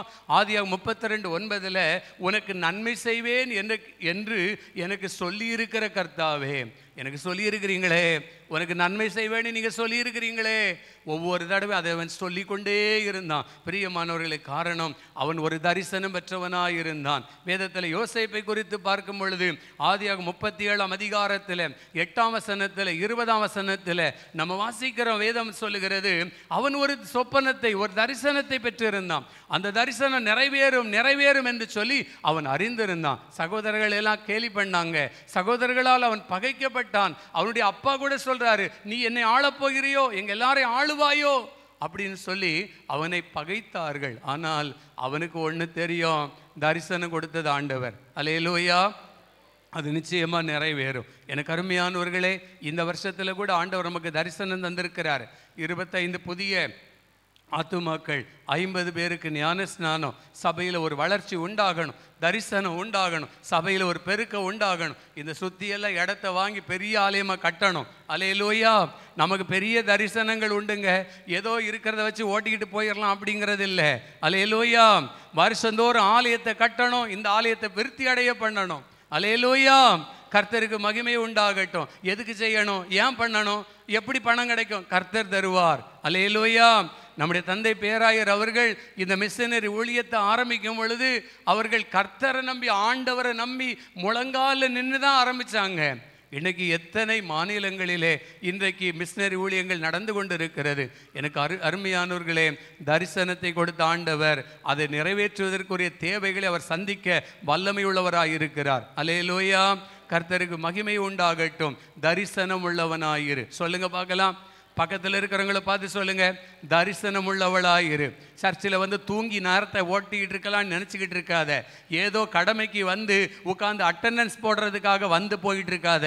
உனக்குள்ள ஒரு தரிசனம் இருக்கணும். அல்லேலூயா. அது மற்றவர்களை இழுத்து கொண்டு வருகிற தரிசனம், மற்றவர்களை ரட்சிப்புக்குள்ள நடத்துகிற தரிசனம், உன் குடும்பத்தின் ரட்சிப்புக்காக கண்ணீர் விட்டு நிற்கிற தரிசனம். அல்லேலூயா. உன் பிள்ளைகள் எங்கே, ஆண்டவர் கேட்பாரே, கணக்கு கேட்பாரே, நீ என்ன சொல்லுவாய்? ஐயோ, என் பிள்ளைங்கெல்லாம் டியூஷனுக்கு போயிட்டாங்க, என் பிள்ளைங்க அங்கே இருக்கிறாங்க, இல்லை என் பிள்ளைங்க வெளியே போயிருக்கிறாங்க, இல்லை இன்னைக்கு என்கேஜ்மெண்ட் வளைகாப்பு மேரேஜுக்கு போயிருக்கிறாங்க. என்ன சொல்லுவோம்? தரிசனம் உள்ளவனாயிரு. ஆண்கள் சொல்லுங்க பார்க்கலாம், தரிசனம் உள்ளவனாயிரு. பக்கத்தில் பார்த்து சொல்லுங்க, தரிசனம் உள்ளவனாயிரு. தரிசனம் இருக்கணும். நம்ம எல்லாருக்குள்ளே ஒரு தரிசனம் இருக்கணும். அது ஓடிக்கிட்டே இருக்கணும். அந்த தரிசனம் அணைஞ்சு போயிடக்கூடாது. அந்த தரிசனத்தை அனல் மூட்டி எழுப்பக்கூடியவர்களாய் நம்ம இருக்கணும். மோசேக்குள்ள அந்த தரிசனம் இருந்துச்சு. என்ன தரிசனம்? அங்கே முட்செடியில் நாம் யாத்திராகமம் 3ஆம் அதிகாரம் 2ஆம் வசனத்தில் சொல்றாரு, எரிகிற முட்செடியில் சொல்றாரு, நான் ஆபிரகாமின் தேவன், ஈசாக்கின் தேவன், யாக்கோபின் தேவன், நான் உன்னை நடத்துவேன், நீ வா, எனக்கு ஒப்புக்கொடு அப்படின்னு கூப்பிடுறாரு. ஒரு பெரிய தரிசனத்தை கொடுக்கிறாரு. என்ன தரிசனம் கொடுக்கிறாரு? இன்றைக்கு இருக்கிற சூழ்நிலையை பார்க்காத, பாலும் தேன் ஓடுகிற கானான் தேசத்துக்கு நான் கொண்டு போய் சேர்ப்பேன். அதுதான் அன்றைக்கு மோசேக்கு கொடுத்த பெரிய தரிசனம். அது நிறைவேறுவதற்கு ஆண்டவர் 40 வருஷம் பிடிச்சிச்சு. ஆனாலும் அந்த தரிசனத்தை கொடுத்த ஆண்டவர் அதை நிறைவேற்றி காண்பித்தார். அல்லேலூயா. நம்ம முன்னோர்கள் இந்த ஆலயத்தை கட்டும் பொழுது நினச்சி கூட பார்த்துருக்க மாட்டாங்க. நிறைய பேர் வருவாங்களான்னு கூட தெரியாது. வருவாங்கன்னு தெரிஞ்சிருந்தா பின்னாடி அங்கங்கெல்லாம் அப்பவுமே இடத்த வாங்கி இருப்பாங்க. அல்லேலூயா. ஆமாம், அப்போது என்ன யோசிச்சிருப்பாங்க? அப்போது இருக்கிற மக்களுக்கு இது போதும் அப்படின்னு தான் நினச்சிருப்பாங்க. ஆனால் நம்முடைய ஆண்டவர் தரிசனத்தை கொடுக்கிற ஒரு பெரிய தரிசனத்தை கொடுப்பார். அல்லேலூயா. நம்முடைய ஈசிஐக்கு கொடுத்திருக்கிறார் 1,00,000 திருச்சபைகள், 1 கோடி ஆத்துமாக்கள் என்கிற தரிசனம். இது எப்படிங்க நடக்கும்? சாத்தியம் இருக்குதா? பாசிபிலிட்டிஸ் இருக்கா? நடக்கும். அல்லேலூயா. தரிசனத்தை கொடுத்த ஆண்டவர் அவர் அல்லவா? ஒரு சபை இருந்துச்சு, 100 சபை ஆயிடுச்சு, 1000 சபை ஆச்சு, இப்போ 10,000 தாண்டி சபைகள் போயிட்டு இருக்குது. அல்லேலூயா. காரணம், தரிசனத்தை கொடுத்தவர் ஆண்டவர் அல்லவா? அது அவரால் நடக்கிறது, அவரால் வாய்க்கிறது. கர்த்தருக்கு ஸ்தோத்திரம் உண்டாகட்டும். எனக்கு அருமையானவர்களே, தரிசனம் உள்ள திருச்சபை வளரும். தரிசனம் உள்ள திருச்சபை எழுப்புதல் உண்டாகும். தரிசனம் உள்ள திருச்சபையில் உள்ள மக்கள் ஒரு தரிசனம் உள்ளவர்களாய் இருப்பாங்க. அல்லேலூயா. ஏதோ கடமைக்கு வந்து போகிற கிறிஸ்தவ ஒரு வாழ்க்கை வாழ்ந்துகிட்டு இருக்க மாட்டாங்க.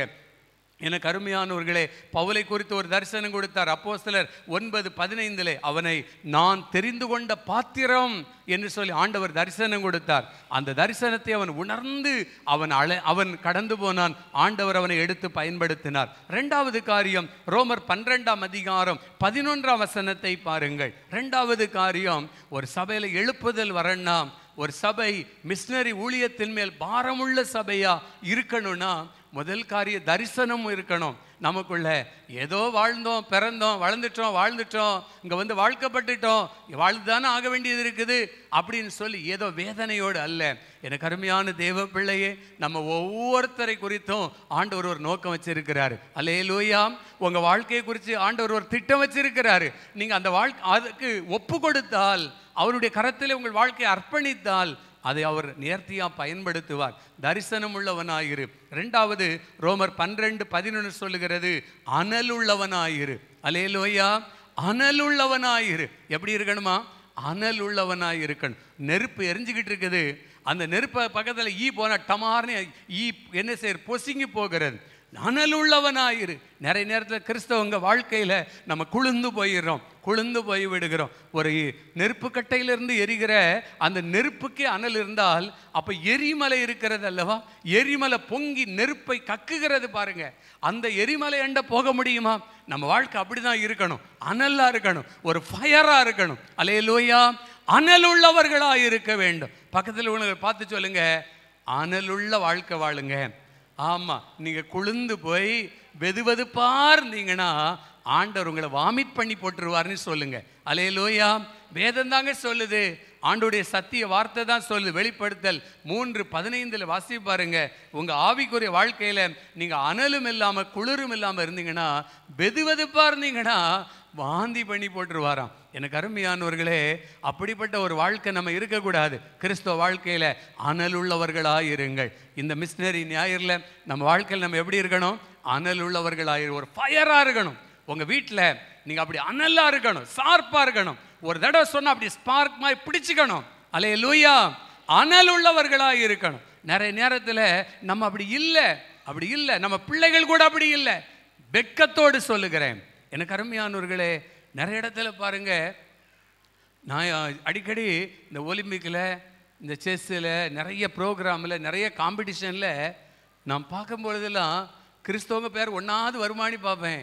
ஒன்றும் கிடையாது. எனக்கு அருமையானவர்களே, நம்ம பிள்ளைங்க 7 மணி வரை தூங்குறாங்க. ஆனால் 5 மணிக்கு பாருங்க, 5 மணிக்கு 5:30 மணிக்கு அந்த ஃபயர் இருக்கணும், நெருப்பாக இருக்கணும், வின் பண்ணியாகணும். என் ஆண்டவர் எனக்கு ஜெயம் கொடுக்கிறவர் அவர். ஜெயம் கர்த்தருடையது. ஜெயமோ சொல்லுங்க பார்க்கலாம், வாயை தரேன். ஜெயமோ யாரால வரும்? கர்த்தரால வரும். எந்த லீடர் இருக்கலாம், எந்த ஆப்போசிட் பார்ட்டி இருக்கலாம், ஜெயமோ. அப்ப அந்த ஃபயர் இருக்கணும். அனலாயிருங்கள். சூழ்நிலை வித்தியாசமா இருக்குது ஐயா, அவங்க அப்படி பண்றாங்க, இவங்க எப்படி பண்றாங்க, இல்லைங்க, ஜெயமோ கர்த்தரால் வரும். அல்லேலூயா. உங்க லைஃப்ல அவர் வச்சிருக்கிற பிளான், அவர் வின் பண்ணி கொடுத்திருந்தா நீங்க கோஆபரேட் பண்ணணும், ஒப்பு கொடுக்கணும்.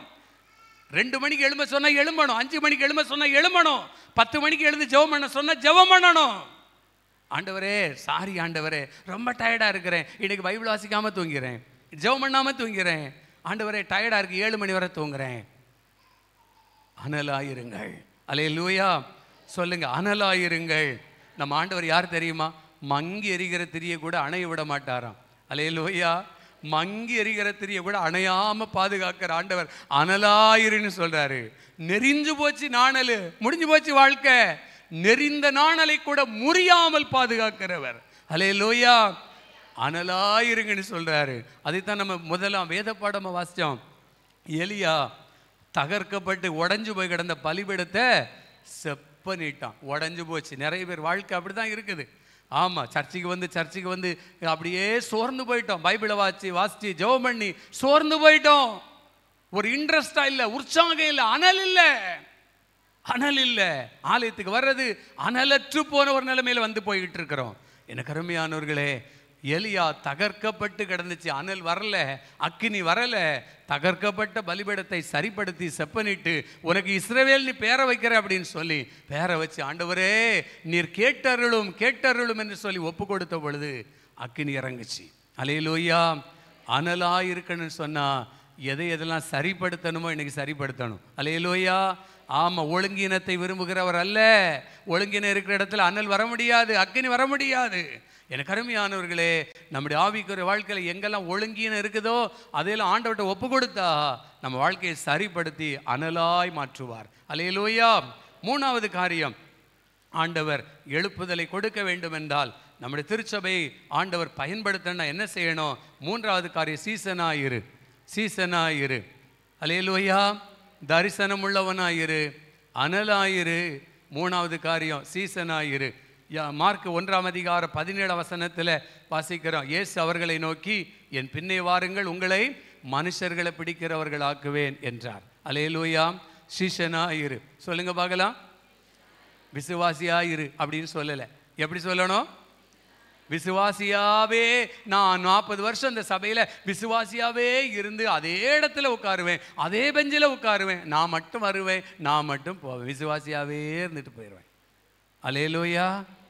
அதுக்காக ஆண்டவர் சார் சீசனா இரு. சீசனுங்கிறது என்ன அர்த்தம்? அடுத்த லெவல். விசுவாசிக்கு அடுத்த லெவல் என்னது? சீசன். எனக்கு அருமையானவர்களே, நம்முடைய சென்னை பேராயர் அவர்கள் சொல்லிக்கிட்டு இருக்கிற காரியம் என்ன தெரியுமா? ஒவ்வொரு விசுவாசியும் ஒரு சுவிசேஷகனாய் மாறணும். அல்லேலூயா. அப்படின்னா என்ன அர்த்தம்? சீசனாய் மாறுங்கள், சீஷர்களாய் மாறுங்கள். சீசன் அப்படின்னா வேதம் என்ன சொல்லுகிறது? டிசைபிள் அப்படின்னா கற்றுக்கொள்பவன், பயிற்சி எடுப்பவன், பின்பற்றுவன். கற்றுக்கொள்கிற யார்கிட்ட? ஆண்டவர்கிட்ட கற்றுக்கொள்ளுகிறோம். நம்ம கற்றுக்கொள்ளணும். நீங்கள் வேற எங்கே உலகத்தில் போய் கற்றுக்கொள்ளக்கூடாது. நீங்கள் கற்றுக்கொள்வதற்கு ஒரே ஒரு இடம் ஜீசஸ் கிரைஸ்து தான். அல்லேலூயா. அவர் தான் சொல்லியிருக்கிறார் மத்தேயு 11:29, என்னிடத்தில் வந்து கற்றுக்கொள்ளுங்கள், நான் சாந்தமும் மனத்தாழ்மையுமாய் இருக்கிறேன், என் நுகம் எதுவாய் என் சுமை லகுவாய் இருக்குன்னு சொல்லியிருக்கிறாரு. அல்லேலூயா. என்கிட்ட வாங்க, கற்றுக்கொள்ளுங்கள். கற்றுக்கொண்டதை பயிற்சி எடுக்கணும், ப்ராக்டிஸ் பண்ணணும். ஏன் ப்ராக்டிஸ் பண்ணணும்? ஏன் ப்ராக்டிஸ் பண்ணணும்? மிலிட்ரிக்கு யுத்தமே வரல, சண்டையே வரல, ஆனால் தினமும் துப்பாக்கி தூக்கிட்டு அவங்கள ஓட சொல்கிறாங்க, ப்ராக்டிஸ் பண்ண சொல்கிறாங்க. ஏன்? ஒரு நாள் யுத்தம் வரும், ஒரு நாள் வரும். அன்னைக்கு வந்து நான் பார்த்துக்கலான்னு சொல்ல முடியாது. ஒரு நாள் இயேசு கிறிஸ்து வருவார், மத்திய ஆகாயத்தில் வருவார். அப்போ நீயும் நானும் எடுத்துக்கொள்ளப்படணும்னா ப்ராக்டிஸ் வேணும். இயேசு கிறிஸ்து கற்றுக் கொடுத்திருக்கிறத நீ ப்ராக்டிஸ் பண்ணிக்கிட்டே இருக்கணும். ஜெப வாழ்க்கை, பரிசுத்த வாழ்க்கை, ஆவிக்குரிய வாழ்க்கை பிராக்டிஸ் பண்ணிக்கிட்டே இருக்கணும். அன்னைக்கு பார்த்துக்கலன்னா நீ கைவிடப்பட்டு போய் விடுவாய். பயிற்சி எடுக்கணும். அது மாத்திரமல்ல, பின்பற்றணும். ஜீவன் இருக்கிறது வரைக்கும் அவர்தான், இயேசுதான் எனக்கு எல்லாமே, அவரை பின்பற்றணும். அதான் டிசைபிள். சீசன். எனக்கு அருமையானவர்களே, யார் சீசன்? வேதத்தில் சொல்லி லூக்கா 14:26 பாருங்க. லூக்கா 14:26 தன்னை வெறுக்கிறவன் சீசன். லூக்கா 14:27 பின் செல்பவன் சீசன். யோவான் 13:35 ஒருவரில் ஒருவர் அன்பாயிருந்தால். யோவான் 13:35 பாருங்க. நீங்கள் ஒருவரில் ஒருவர் அன்புள்ளவர்களாயிருந்தால் அதனால் நீங்கள் என்னுடைய சீஷர்கள் என்று அறிந்து கொள்வார்கள். போட்டிருக்குது சீஷர்கள் என்று எல்லாரும் அறிந்து கொள்வாங்க. உங்க பக்கத்து வீட்டில் இருக்கிறவங்க எல்லாரும் இவங்க ஜீசஸ் கிரைஸ்டோடைய ஃபாலோயர்ஸ் அப்படி அறிந்து கொள்வாங்க. எல்லாரும் அறிந்து கொள்ளணும். எல்லாரும் அறிந்து கொள்ளணும்னா ஒருத்தருக்கு ஒருத்தர் எப்படி இருக்கணும்? ஒருவரில் ஒருவர் அன்பாயிருங்க. எனக்கு அருமையானவர்களே, ஒருவரில் ஒருவர் அன்பாயிருங்கள். அது மாத்திரமல்ல, சீஷனாயிரு. அடுத்த தலைப்பு மாதிரியாயிரு. அல்லேலூயா, அல்லேலூயா, அல்லேலூயா. சீஷனாயிரு, அனலாயிரு, தரிசனம் உள்ளவனாயிரு. இப்ப மாதிரியாயிரு. மாதிரியாய், யூ ஆர் த மாடல். மாதிரியாயிரு. எனக்கு அருமையானவர்களே, யோவான் 13:15 பாருங்கள். யோவான் 13ஆம் அதிகாரம் 15ஆம் வசனம் என்ன சொல்லுது? நான் உங்களுக்கு செய்தது போல நீங்களும் செய்யும்படி உங்களுக்கு மாதிரியை காண்பித்தேன். இயேசு கிறிஸ்து இந்த உலகத்தில் எதுக்காக வந்தார் தெரியுமா? அவர் ஒரு மாதிரியை வச்சுட்டு போயிருக்கார், ஒரு மாடலை வச்சுக்கிட்டு போயிருக்கிறார். அதை வைத்து நீ அதை ஃபாலோ பண்ணி வாழ்ந்தா போதும். அல்லேலூயா. எனக்கு அருமையானவர்களே, மாதிரியாய் இருக்க வேண்டும். யாருக்கு? இயேசு கிறிஸ்துவுக்கு முன்மாதிரியாக நாம் வாழும்படியாக அழைக்கப்பட்டிருக்கிறோம். எனக்கு பிரியமானவர்களே, எதிலெல்லாம் நம்ம முன்மாதிரியாக இருக்கணும்? பவுல் அப்போஸ்தலன் 1 தீமோத்தேயு 4:12 சொல்றாரு தீமோத்தேயுவுக்கு. அங்க என்ன சொல்றாரு பாருங்க, விசுவாசிகளுக்கு முன்மாதிரியாயிரு. அங்க என்ன சொல்றாரு? உன் இளமை குறித்து ஒருவன் உன்னை அசட்டை பண்ணாதபடிக்கு வார்த்தையில, நடக்கையில, அன்பில, ஆவியில, விசுவாசத்துல, கற்பில விசுவாசிகளுக்கு ஒரு முன்மாதிரியா வாழ்றதுக்காக நம்மளை அழைச்சிருக்கிறார். அல்லேலூயா, அல்லேலூயா. எனக்கு அருமையானவர்களே, ஒரு மிஷனரிய அங்கே ஆண்டவர் அனுப்பி வைத்தார். ஒரு ஆண்டவரை அறியாத ஒரு இடத்துக்கு ஒரு மிஷனரி புறப்பட்டு போனார். புறப்பட்டு போயிட்டு கொஞ்ச நாள் அந்த இடத்துல சுற்றி ட்ராக்ஸ் எல்லாம் கொடுத்தாரு, ஊழியம் செஞ்சார். மேல் இடத்துக்கு ஃபோன் அனுப்பினார். ஐயா, இங்கெல்லாம் ரொம்ப கஷ்டமான மக்கள், கடினமான மக்கள், இங்கே ஊழியமே செய்ய முடியாது, யாரும் ரட்சிக்கப்பட மாட்டாங்க, அதனால் தயவு செய்து எனக்கு ஒரு கப்பல் அனுப்புங்க, நான் திரும்பி வந்துடுறேன் அப்படின்னு சொல்லி அந்த மிஷனரி ஸ்தாபனத்துக்கு லெட்டர் எழுதினார். உடனே சரி நீ வந்துருப்பா அப்படின்னு சொல்லி அவனை கூப்பிட்டுக்கிட்டாங்க. இன்னொரு மிஷனரி அனுப்புனாங்க. அந்த மிஷினரி அங்கே போனார். போயிட்டு அவர் ட்ராக்ஸ் கொடுக்கல, கைப்பிரதி கொடுக்கல, அவர் யாரையும் இயேசுவை ஏற்றுக்குங்கன்னு சொல்லவே இல்லை. அவர் என்ன செஞ்சார்? அவர் அங்கே ஒரு வீடை கட்டி அங்கே வாழ்ந்துக்கிட்டு தினமும் காலையில் எழுந்து பாட்டு பாடி, சத்தமாக பாட்டு பாடி, வேதத்தை வாசித்து ஜெபம் பண்ணி வெளியே வந்து அவர் எல்லா மக்களும் பார்க்க ஜெபம் பண்ணுவார். சத்தமாக ஆண்டவருடைய நாமத்தை மகிமைப்படுத்துவார். அந்த கிராமத்திலிருந்து எல்லா மக்களும் இதை பார்த்தாங்க.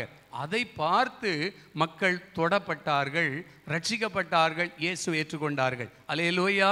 எனக்கு அருமையானவர்களே, இந்த நம்முடைய தமிழ்நாட்டில் வந்து எத்தனை மிஷினரிகள் ஊழியர் செஞ்சாங்க. அவங்க மக்கள் எல்லாம் எப்படி ரட்சிக்கப்பட்டாங்க? அவர்களுடைய முன்மாதிரியான வாழ்க்கையை பார்த்து, தாழ்மையான அவர்களுடைய குணங்களை பார்த்து, அவர்கள் மக்கள் மேல் காண்பித்த அன்பை பார்த்து மக்கள் கூட்டம் கூட்டமாக ரட்சிக்கப்பட்டாங்க. அன்னை தெரேசா அம்மையார் அதுதான் எடுத்துக்காட்டு சொல்லுவாங்க. அந்த அம்மையாருடைய அவர்கள் தாழ்மையா ஒரு கடை வீதியில் போகும் பொழுது, அவர்கள் தன்னுடைய அந்த ஹோமுக்காக சப்போர்ட் கேட்டுக்கிட்டு இருக்கும் பொழுது ஒரு கடைவீதிக்காரன் அந்த அம்மாவுடைய கையில் காரி துப்புனானா, இந்தா இதை கொண்டு போய் உன் பிள்ளைகளுக்கு கொடு அப்படின்னு சொல்லி. உடனே அந்த அம்மா சொன்னாங்களாம், இது எனக்கு, என் பிள்ளைகளுக்கு ஏதாவது கொடுன்னு அடுத்த கையை நீட்டினாங்களாம். எனக்கு அருமையானவர்களே, இப்படியெல்லாம் மிஷினரிகள் தியாகத்தோடு அர்ப்பணித்ததுனால தான் இயேசு கிறிஸ்துடைய முன் மாதிரியை அவர்கள் பின்பற்றினபடியினால்தான் லட்சக்கணக்கான மக்கள் இயேசுவை ஏற்றுக்கொண்டாங்க. அல்லேலூயா. முன்மாதிரியாயிரு, மாதிரியாயிரு. இந்த வேதத்தில் எதுக்கெல்லாம் நம்ம முன்மாதிரியா இருக்கணுமா? தீத்து 2ஆம் அதிகாரம் 7ஆம் வசனம் சொல்கிறது, நற்கிரியைகளுக்கு முன்மாதிரியாயிரு. நற்கிரியைகளுக்கு 1 பேதுரு 2:21 சொல்லுகிறது, சகிப்புத்தன்மைக்கு முன்மாதிரியாயிரு. நற்கிரியைகளுக்கு நீ முன்மாதிரியா இருக்கணும். நற்கிரியைகள் என்னது? நல்ல கிரியைகள். நம் மூலமா நல்ல கிரியைகள் வெளிப்படணும். நற்கிரியைகள். எனக்கு அருமையானவர்களே, அது மாத்திரமல்ல, 1 பேதுரு 2:21 பாருங்கள். இதற்காக நீங்கள் அழைக்கப்பட்டிருக்கிறீர்கள். எதுக்காக? ஏனெனில் கிறிஸ்து உங்களுக்காக பாடுபட்டு நீங்கள் தம்முடைய அடிச்சுவடுகளை தொடர்ந்து வரும்படி உங்களுக்கு மாதிரியை பின்வைத்து போனார். அவருடைய ஃபுட் ஸ்டெப்ஸ், அடிச்சுவடுகளை பின்தொடர்ந்து வரும்படியாய் ஒரு முன்மாதிரியை வைத்திருக்கிறார். என்ன முன்மாதிரி? பாடுகளை அனுபவிக்கிற, சகிப்புத்தன்மையை ஏற்றுக்கொள்ளுகிற ஒரு முன்மாதிரியை வச்சிருக்கிறார். இன்னைக்கு சகிப்புத்தன்மை எங்கேயும் இல்லை, உடனே நடக்குது. எனக்கு அருமையானவர்களே, வேதம் சொல்லுகிறது சகிப்புத்தன்மைக்கு முன்மாதிரியாயிரு. 3வது பிலிப்பியர் 2ஆம் அதிகாரம் 6, 7, 8 பார்த்தீங்கன்னா, கீழ்ப்படிதலுக்கு முன்மாதிரியாயிரு. மரண பரியந்தம் அவர் கீழ்ப்படிந்தார். அவர் தேவனுடைய சாயலாய் இருந்தும் அதை கொள்ளையாடின பொருளாய் எண்ணாமல் தம்மைத்தாமே வெறுமையாக்கி சிலுவையின் மரண பரியந்தம் கீழ்ப்படிந்தார் என்று வேதம் சொல்கிற. கீழ்ப்படிதலுக்கு முன்மாதிரியாயிரு. அது மாத்திரமல்ல, 4வது காரியம் பங்காளியாயிரு. எனக்கு அருமையானவர்களே, 5வது காரியம் பங்காளியாயிரு. 1 கொரிந்தியர் 9ஆம் அதிகாரம் 23ஆம் வசனத்தை பாருங்க. 1 கொரிந்தியர் 9:23, சுவிசேஷத்தில் நான் உடன் பங்காளியாகும்படிக்கு அதிநிமித்தமே இப்படி செய்கிறேன். அல்லேலூயா. பங்காளி, உடன் பங்காளியாகும்படிக்கு, சுவிசேஷத்தில் நான் உடன் பங்காளியாகும்படிக்கு. அப்போ பங்காளியாயிரு. எதுக்கு பங்காளியா இருக்கணும்? சுவிசேஷத்திற்கு நாம் பங்காளிகளாய் இருக்க வேண்டும். அல்லேலூயா. சுவிசேஷம்னா என்னது? இயேசு கிறிஸ்துவை பற்றி சொல்லுவது, அதுதான் சுவிசேஷம். எனக்கு அருமையானவர்களே, நாம் எதற்கு பங்காளிகளாய் நாம் இருக்கிறோம்? வேதம் என்ன சொல்லுகிறது? எபேசியர் 3:3 சொல்லுகிறது, அவர் பண்ணின வாக்குத்தத்தத்துக்கு நாம் உடன் பங்காளிகளுமாய் இருக்கிறோம். வாக்குத்தத்தத்துக்கு நாம் பங்காளிகள்.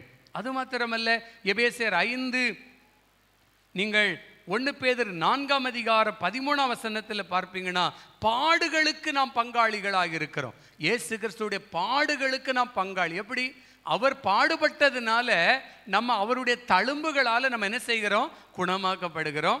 அவர் பாடுபட்டதுனால நம்ம பாவத்தை எல்லாம் அவர் என்ன செய்தார்? சிலுவையில் நமக்காக ஏற்றுக்கொண்டிருக்கிறார். நாம இயேசு கிறிஸ்துவை போல சிலுவையில் அறையப்பட்டு பாடுபட வேண்டிய அவசியம் இல்லை. அல்லேலூயா. இன்றைக்கும் கூட இந்த குட் ஃப்ரைடேலாம் வரும்பொழுது பிலிப்பைன்ஸ் போன்ற அநேக நாடுகளில் இயேசு கிறிஸ்துவ மாதிரி சிலுவையில் அரைஞ்சிக்கிட்டு பாடுகளை அனுபவிக்கிறாங்க, சாட்டையால் தங்களை அடிச்சுக்கிறாங்க. அப்படியெல்லாம் ஆண்டவர் சொல்லலை. அவருடைய பாடுகளுக்கு நாம் பங்காளிகளாகிறோம். இயேசு எனக்காக பாடுபட்டிருக்கிறார், என் தெய்வம் எனக்காக இது அடிக்கப்பட்டிருக்கிறார், ரத்தத்தை சிந்தி இருக்கிறார், ஜீவனை கொடுத்திருக்கிறார். அந்த பாடுகளுக்கு நாம் பங்காளிகள். அல்லேலூயா. சுவிசேஷத்திற்கு நாம் பங்காளிகளாக இருக்கிறோம். அவருடைய வாக்குத்தத்தங்களுக்கு நாம் பங்காளிகளாக இருக்கிறோம். அந்த வாக்குத்தத்தத்தை நமக்காக கொடுத்திருக்கிறார். அது மாத்திரமல்ல, அவருடைய பாடுகளுக்கு நாம் பங்காளிகளாக இருக்கிறோம். 1 பேதுரு 5:1 வாசிக்கிறோம், மகிமைக்கு பங்காளிகளாக இருக்கிறோம். மகிமைனா ஆண்டவர் கொடுக்கிற மகிமையான வாழ்க்கை. எனக்கு அருமையானவர்களே, வேதம் சொல்லுது, இனி வெளிப்படும் மகிமைக்கு பங்காளியுமாயிருக்கிற நான். இனி வெளிப்படும் மகிமை அப்படின்னா கர்த்தர் கொடுக்கிற ராஜ்யம், கர்த்தர் கொடுக்கிற மகிமை உள்ள வாழ்க்கை. எனக்கு அருமையானவர்களே, அதுக்கு நம்ம பங்காளிகளா இருக்கிறோம். நம்ம என்ன செஞ்சதுனால அந்த ராஜ்யத்தை அவர் நமக்கு கொடுக்கிறாரு? நம்மகிட்ட அப்படி என்ன தாளந்து இருக்கு, என்ன நற்கிரியைகள் இருக்கிறது? எனக்கு அருமையானவர்கள், ஆனாலும் அவர் அதை நமக்கு தருகிறார் என்றால் அதில் நாம் பங்காளிகளாக இருக்கிறோம். அல்லேலூயா. அவருடைய மகிமைக்கு நாம் பங்காளிகளாக இருக்கிறோம். அது மாத்திரமல்ல, கடைசியா கடனாளியாக இருக்கிறோம். கடனாளி என்னங்க? கடனை பற்றி பேசுகிறீங்க. கடனாளி ஏற்கனவே நான் கடன் பிரச்சனையில் சிக்கிக்கிட்டு வெளியே வர்றதுக்கு தெரியாமல் ரொம்ப கஷ்டப்பட்டுக்கிட்டு இருக்கிறோம். நீ கடனாளியாயிருன்னு சொல்கிறீங்களே, என்ன கடனாளியாயிரு? வேதத்தில் என்ன சொல்லியிருக்கு? உபாகம் 28:12 முடிக்கிறேன். உபாகம் 28:12 சொல்லுது, நீயோ அநேகம் ஜாதிகளுக்கு கடன் கொடுப்பாய், நீயோ கடன் வாங்காதிருப்பாய். அப்போ வேதம் அழகா சொல்லுது, நீ கடன் வாங்கக்கூடாது அப்படின்னு சொல்லுதா இல்லையா? கடன் வாங்கக்கூடாது. நீதிமொழிகள் நம்ம வேதத்தில் வாசித்து பார்த்தோன்னா ரோமர் 13:8 பாருங்க. ரோமர் 13:8 சொல்லுகிறது, ஒருவரிடத்தில் ஒருவர் அன்பு கூறுகிற கடனை அல்லாமல் மற்றொன்றிலும் ஒருவனுக்கும் கடன் படாதிருங்கள். பார்த்தீங்களா? அன்பு கூறுகிற கடன். நீங்கள் அன்பாக இருக்கிறீங்க, அதனால சில காரியங்களை கொடுத்து வாங்கி பண்ணுறீங்க. ஆனால் மற்றொன்றிலும் நீங்கள் கடன்படாதிருங்கள். இதுதான் வேதம் நமக்கு கற்றுக் கொடுக்கிற சத்தியம். ஆனால் நம்ம ஆண்டவருக்கே கடன் கொடுக்கலான்னு சொல்லுது வேதம். எப்படி ஆண்டவருக்கு கடன் கொடுக்க முடியும்? நீதிமொழிகள் 19:17 பாருங்க. நீதிமொழிகள் 19:17, ஏழைக்கு இறங்குகிறவன் கர்த்தருக்கு கடன் கொடுக்கிறான், அவன் கொடுத்ததை அவர் திரும்ப கொடுப்பார். பணமாக கொடுக்க மாட்டாருங்க. நீங்கள் ஏழைகளுக்கு, மிஷினரிகளுக்கு, மால்டோ பிள்ளைகளுக்கு நீங்கள் ஹெல்ப் பண்ணிங்கன்னா அதில் ஒரு தையல் மிஷின் வாங்கி கொடுக்கலாம், அல்லது ஒரு பிள்ளைங்க நீங்கள் தத்தெடுக்கலாம். அந்த பிள்ளைக்காக மாதந்தோறும் ஒரு 700 ரூபாய் நான் காணிக்க கொடுக்குறேன், இல்லை ஒரு மிஷினரிக்கு ஒரு 3000 ரூபாய் நான் காணிக்க கொடுக்குறேன், அல்லது வட இந்தியாவில் ஒரு 4 லட்சம் ரூபாயில் ஒரு ஆலயத்தை கட்டி கொடுக்குறேன். அப்படி நம்ம செய்யும் பொழுது நாம் கர்த்தருக்கு கடன் கொடுக்கிறோம். அல்லேலூயா. அவன் கொடுத்ததை அவர் திரும்ப கொடுப்பார். திரும்ப எப்படி கொடுப்பார்? பணமாக கொடுப்பாரா? டிராப்டாக கொடுப்பாரா? இல்லை. எப்படி கொடுப்பார் அப்படின்னா, எனக்கு பிரியமானவர்களே, உங்கள் பிள்ளைகளுக்கு ஒரு நல்ல வேலையாக கொடுப்பார். உங்கள் மகளுக்கு ஒரு நல்ல கணவனை அமைச்சு ஆண்டவரே கொடுப்பார்.